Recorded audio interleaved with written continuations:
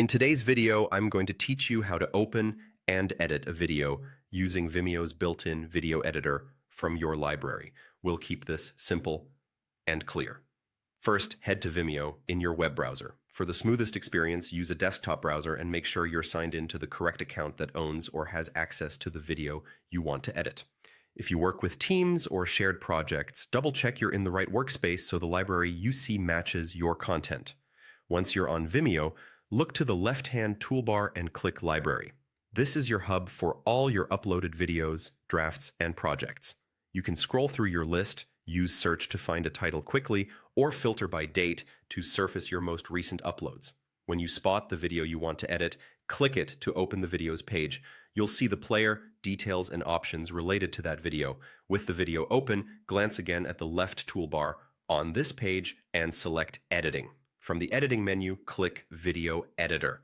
That one click launches Vimeo's browser-based editor and loads your chosen video directly into the timeline so you can begin making changes right away. Inside the editor, you're in a flexible, non-destructive workspace, which means you can experiment without permanently altering your original file. You'll typically find tools to trim the beginning and end, split clips to remove unwanted sections, and adjust simple visual or audio elements.